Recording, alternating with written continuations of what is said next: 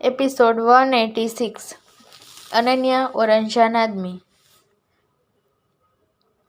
एक तरफ हर्षद देविक से मिलने के लिए मालदीव्स पहुंच गया था तो वहीं दूसरी तरफ देविक ने इटली वापस जाने का डिसाइड कर लिया था। इसी बीच बजाज मेंशन में अलग ही मंजर छाया हुआ था। रात के 4 बजने को थे, लेकिन इस परिवार में किसी को भी सोने की जल्दी नहीं थी, और होती भी कैसे। घर की तूफान अधीरा आज अपने अकाल रूप में वापस जो आ गई थी। टेंडर सबमिट ना होने पाने की वजह से बजाज ग्रुप के हाथों से एक बड़ा प्रोजेक्ट निकल गया था, जिसका एकलौता जिम्मेदार मिस्टर बजाज के भाई का छोटा बेटा रौनक था। वही रौनक जिसे अधीरा ने हॉस्पिटल में धमकी देते हुए कहा था, रौनक तेरे पास एक आखिरी मौका है टेंडर टाइम से पहले सबमिट करने का। अगर टेंडर समय पर सबमिट नहीं हुआ तो मुझसे कोई तुझे बचा नहीं पाएगा। टेंडर तो सबमिट नहीं हुआ, लेकिन अधीरा अपनी धमकी नहीं भूली थी। वो जख्मी रौनक को उसी हालत में बजाज मेंशन ले आई। हालांकि रास्ते भर अधीरा के गुस्से का सामना करते करते रौनक की अधमरी हालत हो गई थी। अधीरा का गुस्सा बहुत तेज था और सभी उसके गुस्से से डरते भी थे। हालांकि उसे हर वक्त गुस्सा नहीं आता था, मगर जब भी उसे गुस्सा आता था उसका खामियाजा बहुत बुरा साबित होता था। बजाज ग्रुप की सारी जिम्मेदारी पावर अधीरा के हाथ में ही थी। वह कोई भी गलती बर्दाश्त नहीं करती थी, फिर चाहे वह गलती बजाज परिवार के किसी मेंबर की ही क्यों ना हो। उसका चेहरा गुस्से से तमतमा हुआ था। वो लाल तपती आंखों से इस तरह रौनक को देख रही थी जैसे उसका बस चलता तो वो कब का रौनक की जान ले चुकी होती। उसका यही रूप वहां मौजूद हर किसी को डराने पर मजबूर किए हुए था। रौनक की मां रेणुका बजाज से अपने बेटे की हालत देखी नहीं जा रही थी, पर वह कर भी क्या सकती थी। अधीरा का सामने बोलने की हिम्मत उनमें भी नहीं थी। वो बस अपने बेटे के पास बैठकर अधीरा को बद्दुआ दे सकती थी। मिस्टर बजाज की तरफ रुख करते हुए अधीरा ने गंभीरता से कहा, डैड, आपने कहने पर मैंने इस नालायक रौनक को कई मौके दिए और इसने हर बार उन मौके का गलत फायदा उठाया। इसकी वजह से कंपनी को कभी प्रॉफिट तो नहीं हुआ, मगर लॉस जरूर हुआ है। कंपनी की एमडी की हैसियत से कह रही हूँ डैड, अगर आपने इस पागल को दोबारा कंपनी में एंट्री दी तो अभी सिर्फ इसका मुंह सूजा है। हो सकता है अगली बार यह चलने फिरने के लायक भी ना बचे। मिस्टर बजाज अधीरा को कुछ कहना चाहते थे, मगर उसके गुस्से को देखते हुए उन्होंने इस वक्त खामोश रहना ही बेहतर समझा। उन्हें कुछ ना कहता देख अधीरा एक आखिरी वार्निंग देते हुए बोली, मैं इसे दोबारा कंपनी में बर्दाश्त नहीं कर सकती।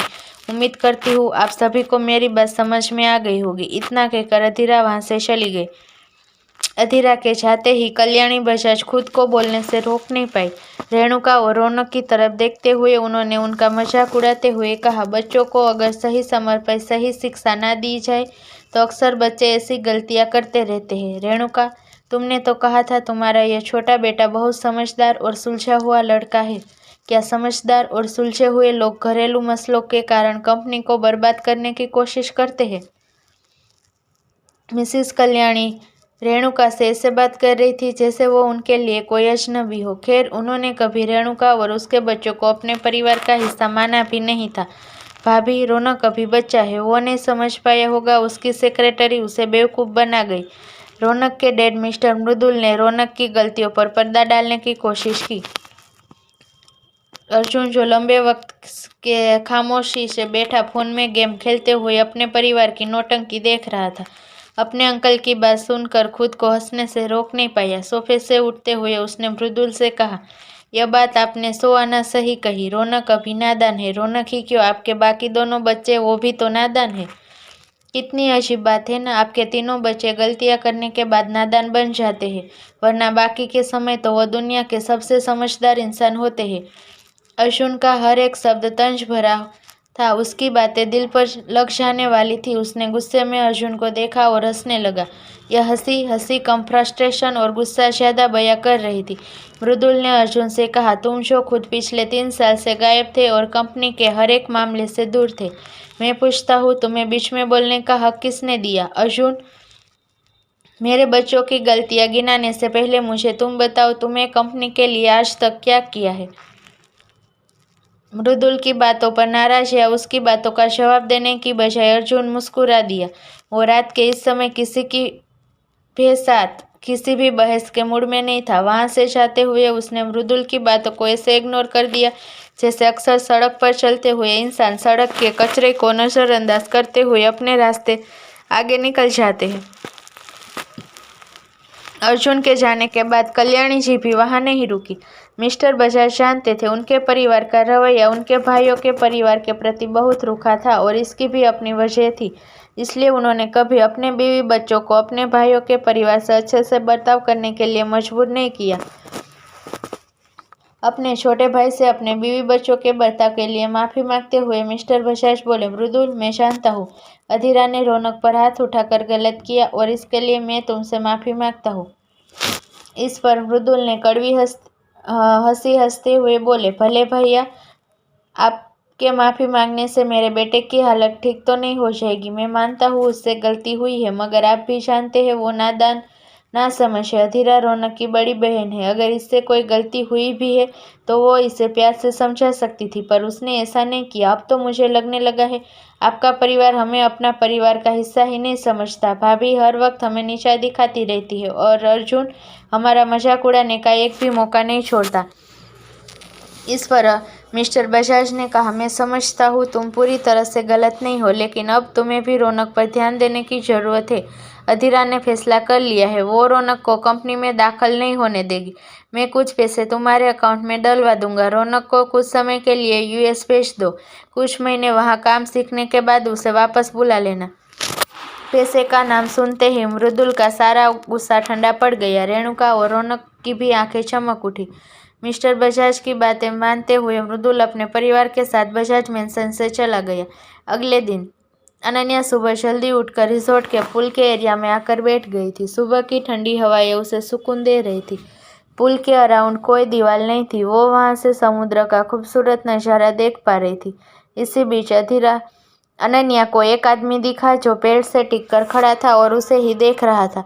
क्या यह मुझे देख रहा है? सोचते हुए अनन्या ने पुल से अपने पैर बाहर निकाल लिए। उसने इधर उधर देखते हुए यह कन्फर्म करने की कोशिश की हो सकता है वो आदमी किसी और को देख रहा हो, मगर ऐसा नहीं था। वो इंसान किसी और को नहीं बल्कि उसे ही लगातार देखे जा रहा था और यह देखकर अनन्या की आंखें सिकुड़ गई। क्या इसे पता नहीं है मैं कौन हूँ? इसकी तो मैं एक मिनट, अरशद ने तो कहा था यहाँ बस कुछ स्टाफ के मेंबर ही आ सकते हैं और वो हमें डिस्टर्ब नहीं करेंगे। फिर यह कौन है जो हमारे रिजॉर्ट के बाहर आकर मुझे घूरने की हिम्मत कर रहा है? अरशद कमरे में था और जब भी अरशद आसपास होता था अनन्या की हिम्मत बढ़ जाती थी। मुन्ना के साथ रहकर उसने कई बार लोगों को परेशान करने जैसी बदमाशियां भी की थी। उसने ध्यान से उस इंसान को देखने की कोशिश की, मगर डिस्टेंस थोड़ा ज़्यादा होने की वजह से वो उसके चेहरे के फीचर्स रिकॉग्नाइज नहीं कर पा रही थी। यह अब तक मुझे देख रहा है, इसकी इतनी हिम्मत, इसे तो मैं अभी बताती हूँ। उसने आसपास देखा और उसे बाजू के पोट में वाइट पत्थर दिखे। उसने उसमें से 2 पत्थर उठा लिए और उस इंसान को मारने के लिए उस पर निशाना लगाते हुए उसने पत्थर उसकी तरफ फेंका, मगर आधे रास्ते में ही वो पत्थर नीचे गिर गया। यह देख अनन्या निराश हुई। तभी उसने नोटिस किया वो आदमी उसे अंगूठा दिखाकर चिढ़ा रहा है।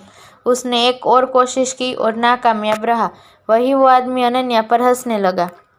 अनन्या से यह बर्दाश्त नहीं हुआ और वो पैर पटकते हुए कमरे में चली गई। पूरी रात जागने के बाद अरशद को सुबह 4 बजे नींद आई थी और वो इस वक्त सो रहा था। अनन्या ने नाक चढ़ाकर अरशद को देखते हुए कहा, मेरी ही गलती है। मैं ही रोज़ भोले शंकर से अरशद के बर्ताव में बदलाव लाने की प्रार्थना करती थी। लो, सुन ली भगवान ने और बदल दिया अरशद को। लेकिन मुझे ये अरशद नहीं चाहिए। मुझे मेरा पुराना वाला खड़ूस और पजेसिव अरशद चाहिए। अनन्या ने हताश होकर अपना सिर झुका लिया। तभी एकदम से उसे बाहर घूर रहे आदमी का ख्याल आया और वो जल्दी से अरशद के करीब आकर उसके बाजू को हिलाते हुए बोली, अरशद, बाहर कोई है? तुमने कहा था बीच साइड कोई नहीं जाएगा, फिर वो इंसान रिसोर्ट के सामने क्यों है?